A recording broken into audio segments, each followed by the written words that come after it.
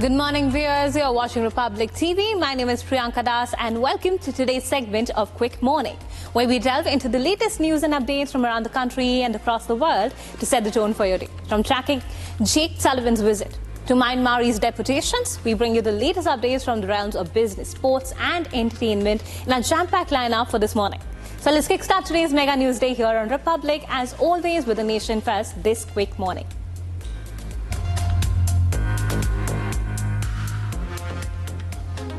Prime Minister Narendra Modi will virtually inaugurate two major railway projects today. The newly created Jammu Railway Division, aimed at improving train services in northern India, will address a long-standing regional demand. Simultaneously, the Charlapalli Railway Terminal in Telangana, designed to ease congestion and support industrial growth, will also be inaugurated.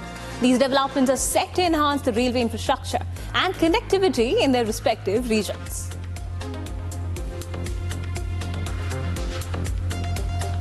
जी ने हमारा आवेदन स्वीकार करते हुए जम्मू को एक अलग से रेलवे डिवीजन के तौर पर नए साल का तोहफा देने का निर्णय लिया है और जिसकी बहुत समय से मांग भी थी और आवश्यकता भी थी। US National Security Advisor Jake Sullivan is set to arrive in India today.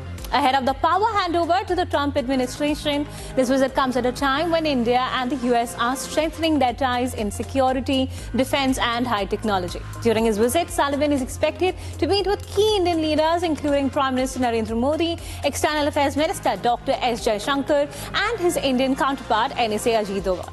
The visit is likely to further boost the US-India initiative for critical and emerging technologies, which aims to foster cooperation in areas such as artificial intelligence, quantum computing, semiconductors and space exploration.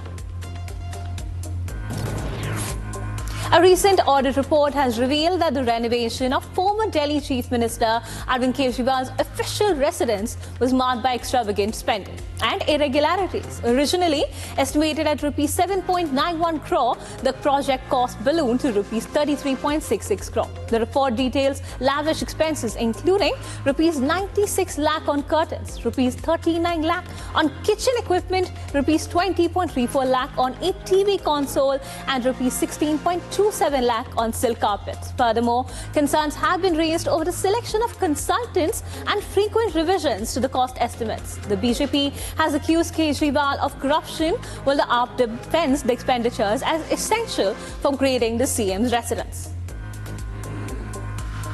मैं सारी जनता को एक बार शीश महल जो है दिखाने के लिए लेके जाना चाहता हूं। मैंने आज ही आदरणीय जो दिल्ली के मुख्यमंत्री आतिशी जी को मैंने पत्र लिख रहा हूं कि एक बार शीश महल को खोल दीजिए। यहाँ की नई दिल्ली की जनता ये देखना चाहती है कि उन्होंने जो अपने टैक्स के पैसे जहाँ पर खर्च किए वो केवल उस घर को देखना चाहती है।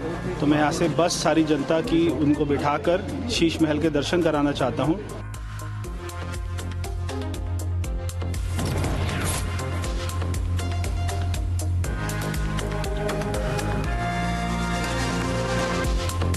BJP candidate Ramesh Biduri from the Kalkaji Assembly constituency sparked controversy on Sunday by making a personal jibe at Delhi Chief Minister Atishi, claiming that she changed her father. Addressing a public gathering, Biduri said Atishi, whose Marlena is now Singh. In response, AAP Chief Arvind Kejriwal condemned the attack on X, accusing BJP leaders of crossing all limits of shamelessness. माफी मांगे वो इसका। अगर sentiment hurt हुए हैं तो सारे social media पे जो है वो पता चल रहा है कि सेंटिमेंट हर्ट हुए हैं, तो वो डायरेक्टली माफ़ी मांगे और जिनके बारे में उन्होंने कहा है उनसे माफ़ी मांगे। हमसे क्यों? ये घुमा फिरा के खेद है कि क्या बात है? आप बाकायदा माफ़ी मांगिए। जिस अंदाज में आपने ये अल्फाज कहे हैं उसी अंदाज में आपको माफ़ी मांगनी चाहिए। Manipur Chief Minister N.B. Biren Singh announced on Sunday that 26 Myanmarese nationals who had entered India through the state's porous border were deported back to Myanmar. In a post on X, Singh reaffirmed his government's commitment to combat illegal immigration while ensuring humanitarian assistance to those fleeing conflict. He emphasized that the state will not allow illegal migrants to remain in Manipur. The deportees were handed over to Myanmar authorities at the Moreh border by state police and central forces. The Supreme Court is set to hear a petition tomorrow seeking a ban on the incineration of toxic waste from the defunct Union Carbide plant in Bhopal, which has been transported to Pitampura, Madhya Pradesh for disposal. The PIL alleges that locals were not consulted before the decision to move 358 metric tons of toxic waste to the Pitampura facility. The matter comes after a High Court order last month which directed the state government to transport the waste safely to a disposal centre in Pitampura within 4 weeks before the next hearing on January 6th, that's today. In response to protests in Pitampura, the Madhya Pradesh government has decided to present the concerns and sentiments of local residents to the Supreme Court before taking any further action. The government has paused the incineration process until the next court order. Telangana's Anti-Corruption Bureau has issued a notice to BRS Working President and MLA KT Ramarao, summoning him for questioning in connection with the Formula E case. The investigation centers around an agreement between the Telangana Municipal Department and Formula E Operations Limited during the BRS government's tenure, with alleged violations prompting further scrutiny. The ACB has gathered key information from officials, including a recent 7-hour interrogation of Municipal Administration Secretary Danam Kishore, which has led to the issuance of the summons to KTR. KTR, during his tenure as Industrial Minister and Information Technology Minister, he brought the iconic Formula E race to Hyderabad, for which all over the globe there is a serious competition. In spite of all these competitions, he was able to get it, and he very effectively conducted the first program. Union Minister Kiren Rijiju has defended India's record on minority rights, asserting that minorities in the country are not only safe but thriving. Rijiju emphasized that minorities enjoy more freedom and their population is growing at a rate exceeding that of Hindus. His comments came amid ongoing scrutiny of India's treatment of minorities, and they are likely to spark debate on the state of minority rights in the country. Additionally, the minister criticized those who unfairly target India's culture and traditions. Delhi health authorities issued an advisory on Sunday to prepare for potential health challenges related to the human metapneumovirus and other respiratory viruses. Dr. Vandana Bagga, Director General of Health Services, chaired a meeting with district medical officers and the state program officer of the IDSP to discuss preparedness for respiratory illnesses. Hospitals have been instructed to promptly report influenza-like illness and severe acute respiratory infections as cases surge in China. A dispute has erupted over the organization of the Mahakumbh, with All India Muslim Jamaat President Maulana Shahabuddin Razvi Barelvi allegedly supporting claims that the event is being held on Waqf land. In response, Vinod Bansal, national spokesperson for the Vishwa Hindu Parishad, strongly rejected the allegations, asserting that the Mahakumbh has been organized since before the existence of Islam. He criticized the Waqf board's claims as baseless and warned against pursuing ideas like Ghazwa-e-Hind, which he said could have negative consequences. और जो कह रहे हैं कि उस समय इस्लाम का जन्म भी नहीं हुआ था, तब से ये कुंभ बराबर चलता आ रहा है, और कब किस समय में ये क्यों यह कुंभ है और कैसे है, ये सब इतिहास उनको पता नहीं है। इसीलिए कह रहे हैं कि वक्फ बोर्ड की जमीन में है, ऐसा नहीं है। वक्फ बोर्ड की जमीन यहाँ नहीं है, यहाँ तो सारे देवताओं की है, क्योंकि प्रयागराज में पहले यज्ञ हुआ करता था और बड़े बड़े देवताओं ने आकर के यहाँ यज्ञ किया। We are tracking the top business stories for the day. We bring you the latest updates on India's economic landscape. From fluctuations in the GDP growth to significant developments in trade relations and foreign portfolio investments. Stay tuned as we delve into the key highlights shaping the business world today.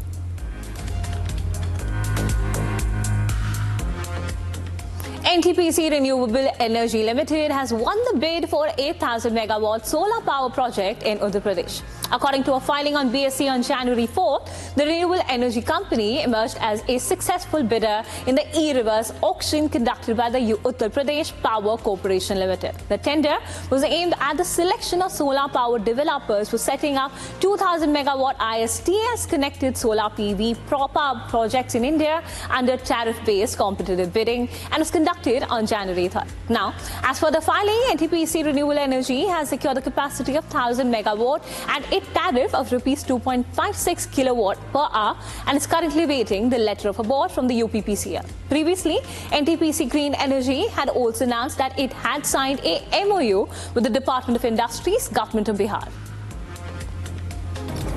Hit by inflation, higher input costs and pricing measures, fast-moving consumer goods companies are expecting to see a contraction in their gross margin and a modest to flat operating profit in the October-December quarter.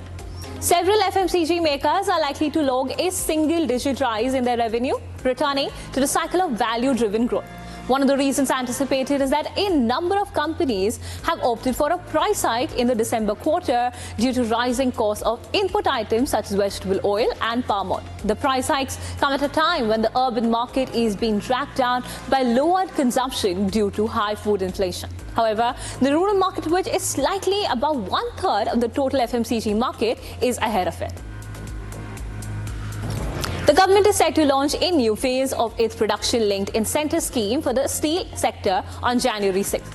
Named as PLI Scheme 1.1, it will be unveiled by Steel Minister Goswami. The PLI concept was first introduced during the global lockdowns of 2020 during the COVID-19 pandemic to stimulate domestic manufacturing.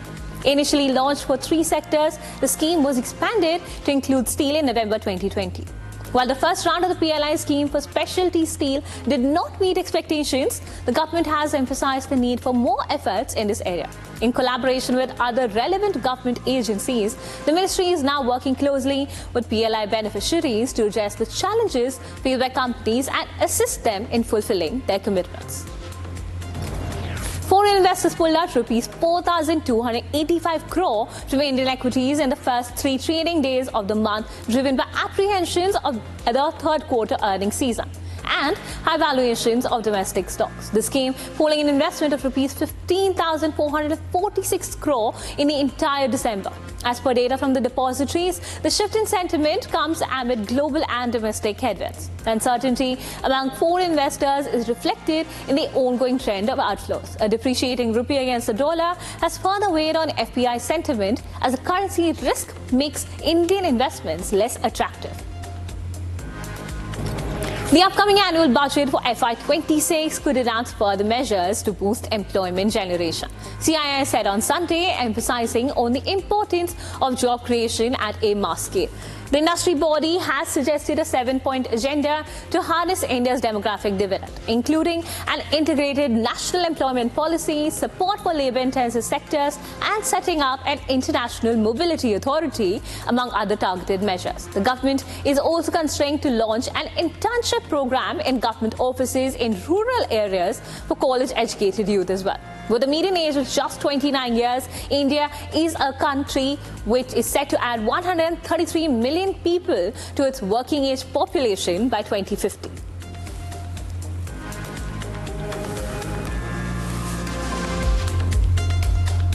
Moving on to our international segment, where we're tracking the ground pulse of some of the biggest global headlines. Today, we delve into the significant developments from around the world, from diplomatic tensions in the Middle East to unrest in South Korea. Stay tuned as we unravel the latest updates shaping the global landscape. Venezuela's government remains adamant upon arrest of Edmundo Gonzalez, the presidential candidate who claims he defeated President Nicolas Maduro in last year's elections. Gonzalez has vowed to travel to Venezuela to swear in for his presidential term. However, the government has doubled down on their decision to arrest the presidential candidate if he sets foot on Venezuelan soil. Following the order of his arrest, Gonzalez fled to Spain to seek asylum and operate from the country. The leader has also been visiting countries to garner support. Gonzalez alleges corruption in the voting process. As President Maduro prepares to begin his third term, global condemnation over the lack of transparency in Venezuela's election prompted Maduro to ask Venezuela's High Court to order the results. The court subsequently reaffirmed his victory. The US and most European governments have rejected the election official results and consider Gonzalez the legitimate winner. About 150 military police officers from Central America have arrived in Haiti to support the embattled government's fight against violent gangs that have upended the daily life for millions in the Caribbean country. The Kenyan commander for the UN-backed mission against violence threatened the gangs that they have two options, either to surrender or to face the troops in the field. Approximately 400 security officers from Kenya led to the international mission to quell the violence before the recent deployment. Several other nations, including Bangladesh, have pledged to deploy personnel, though it remains unclear when. Coordinated gang attacks on prisons, police stations, and the primary international airport have escalated in Haiti since the 2021 assassination of President Jovenel Moïse, as gangs have acquired much of the country's capital. Muchas gracias y bienvenida a la embajada de El Salvador para venir a ver la logística que está aquí para que sus tropas vengan después. Y también gracias a nuestros hermanos de Guatemala para venir a soportar a la lucha contra la inseguridad. Amid growing political strife in the country, thousands of people gathered near the presidential compound in Seoul on January 5th to show support for impeached South Korean President Yoon Suk-yeol. Following the failed attempt by officers to arrest the impeached president, protesters gathered in front of his house to stop officers from approaching Yoon. Supporters said the warrant itself against a sitting president is illegal, as emotions run high in support for Yoon, who technically is still the current sitting president, albeit his powers have been suspended until the Constitutional Court rules on his impeachment. The detention warrant against Yoon was issued by a Seoul court to question the impeached leader over his martial law imposition on the night of December 3, 2024, which was revoked by the National Assembly hours later. Yoon had been named by the investigation agencies as a suspected ringleader on insurrection charges. US President-elect Donald Trump met Italian Prime Minister Giorgia Meloni, who was visiting Trump's Mar-a-Lago club on January 4. The President-elect watched a screening of the documentary with Meloni and with his pick for the incoming administration Secretary of State. Meloni's visit comes after Italian journalist Cecilia Salar was detained by Iranian police while reporting in Tehran late last month. Meanwhile, President Joe Biden is set to travel to Rome to meet with Meloni as well as Pope Francis. His presidential term comes to an end in the upcoming weeks. Amid Israeli Prime Minister Benjamin Netanyahu's refusal to sign a ceasefire agreement, protests continue in Tel Aviv over the leader's questionable decisions. Thousands gathered in Tel Aviv on January 4th in yet another protest against Netanyahu and in solidarity of those who are held hostage by Hamas. Families of hostages and others criticized Prime Minister Benjamin Netanyahu's handling of the war in Gaza and his government's failure to secure a hostage deal, calling on President-elect Donald Trump to push Netanyahu to end the war. Mr. President, sir, do not agree to a partial hostage deal.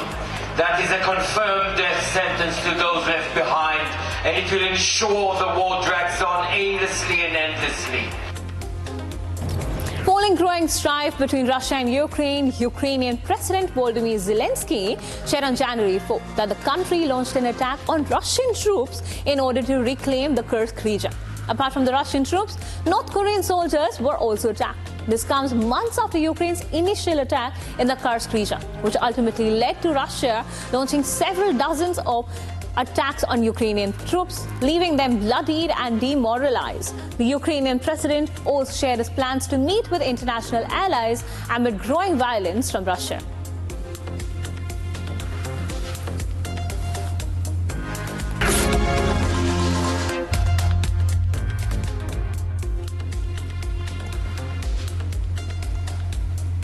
All right, viewers, it's time to dive into the world of sports with our segment dedicated to all the action-packed highlights and exciting matchups. Keep listening to all the buzz right here on our sports segment. India head coach Gautam Gambhir has emphasized the need for senior players including Virat Kohli and Rohit Sharma to participate in domestic Ranji Trophy games and demonstrate their commitment to the red ball cricket. India head coach Gautam Gambhir has lambasted Australian youngster Sam Constance for his aggressive run-in with Jasprit Bumrah during the fifth and final test here, saying the 19-year-old had no right to talk to the Indian captain. Australian skipper Pat Cummins rates Virat Kohli as a great competitor who makes the game lively with his theatrics, and he will be sad if the latest Border Gavaskar trophy does end up being the Indian superstar's last tour down under. With boxing's future as an Olympic sport hanging in the balance, India's star pugilist Dovlina Borgohain on Sunday asserted that all the right moves must be made to ensure his presence at the 2028 Los Angeles Games. India's #1 singles player Sumit Nagal qualified for the main draw of the ASB Classic, an ATP 250 event with a straight set win over higher-ranked Frenchman Adrien Manarino in Auckland on Sunday.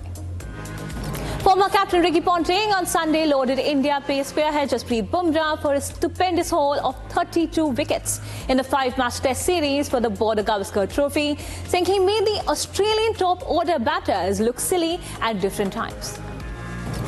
Naomi Osaka's fitness to the Australian Open is in question after the 4-time Grand Slam champion and former #1 suffered an apparent abdominal injury Sunday while playing the final of a WTA tournament in Auckland.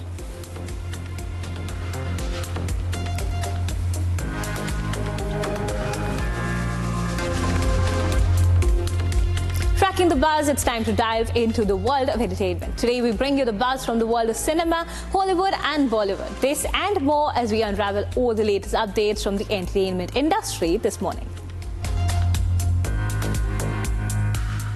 The stars shine bright in the desert state of California as the 36th Palm Springs International Film Awards commence. Hosted at the Palm Springs Convention Center, the award show honored some of the best cinematic performances and directorial works of the year. Kicking off the Palm Springs International Film Festival, 5 of last year's Palm Springs International Film Awards winners went on to win the Academy Awards, with nearly all earning Oscar nominations.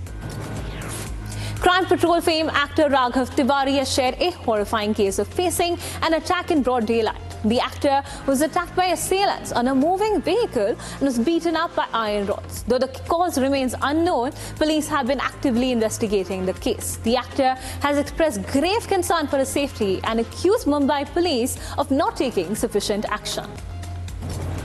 Nicole Kidman gave a long-awaited dedication to her late mother Friday night at the Palm Springs Film Festival. Kidman's co-star and friend Jamie Lee Curtis presented her with an International Star Award during the 36th Annual International Film Awards at the festival in Palm Springs, California. The intimate gala kicked off Hollywood's whirlwind awards season, honoring some of the industry's most anticipated award contenders. Kidman was among the notable A-listers, including Adrian Brody, Zoe Saldana, Isabella Rossellini, and Angelina Jolie, who's presented with a Desert Palm Achievement Award. Actress by her godmother, acclaimed actor Jacqueline Bisset.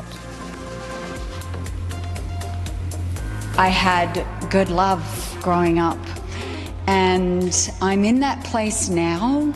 I went home over Christmas and I've lost both my parents.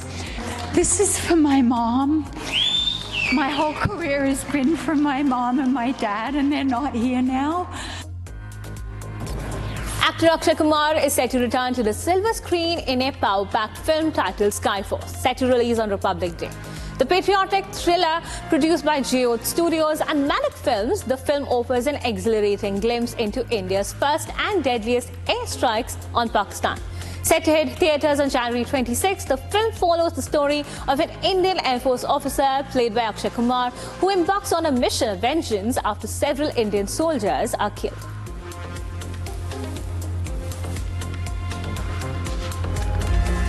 And that's a wrap for today's segment of Quick Morning. Don't go anywhere, viewers. We'll be right back tracking the top headlines and biggest stories from across the globe, only on Republic TV.